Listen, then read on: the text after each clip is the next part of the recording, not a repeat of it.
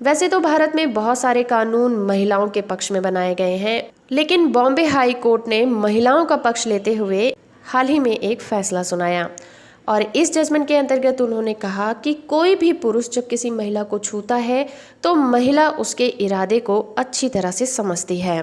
तो Bombay high court ने अभी हाल ही में एक बिजनेसमैन विकास सचदेवा की सजा को निलंबित कर दिया। विकास को 17 साल की अभिनेत्री के साथ फ्लाइट में छेड़छाड़ करने का दोषी पाया गया था और उसे स्पेशल पॉक्सो कोर्ट ने आईपीसी की धारा 354 और पॉक्सो एक्ट की धारा 8 के तहत दोषी ठहराया गया था। न्यायमूर्ति पी.के. चौहान ने सचदेवा के खिलाफ दायर की गई अपील पर सुनवाई की। उसे दोषी करार दिए जाने के बाद 3 साल की सजा भी दे दी गई थी। हालांकि स्पेशल कोर्ट ने उसी दिन जमानत देने के लिए सचदेवा की अर्जी को स्वीकार भी कर लिया था। अपील दायर करने के लिए समय देते हुए उसकी सजा को निलंबित कर दिया गया था। फिर इस फरवरी में सचदेवा ने स्पेशल कोर्ट के फैसले को चुनौती देते हुए हाई कोर्ट में अपील दायर की थी।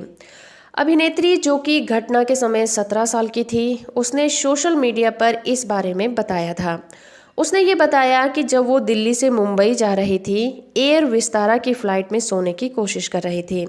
उस समय सचदेवा लगातार उनकी पीठ और गर्दन पर अपना पैर रगड़ रहा था। उसने ये भी बताया कि उसने घटना के बारे में फ्लाइट के स्टाफ को सूचित भी किया था, पर उसके बावजूद उसने उनकी मदद नहीं की थी। सचदेवा की ओर से पेश हुए वकील ने कहा कि चालक दल ने आरोपी को पूरी यात्रा के दौरान सोते हुए पाया था और इस तरह की कोई घटना नहीं देखी गई थी। उन्होंने ये भी कहा कि 2 बिजनेस क्लास सीटों के बीच की दूरी को देखते हुए उसके क्लाइंट का पैर शिकायतकर्ता के कंधे को नहीं छू सकता था।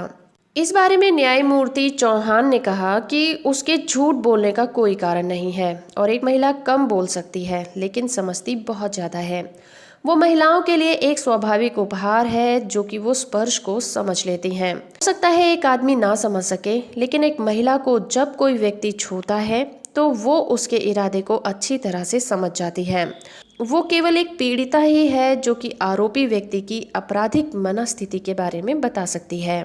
उसके बाद न्यायमूर्ति चौहान ने सचदेवा के वकील से पूछा कि आप बिजनेस क्लास में यात्रा करते थे, जहां आपके पास बहुत सारी जगह होती है, फिर किसी और के आर्म रेस्ट पर अपने पैर क्यों रखे गए?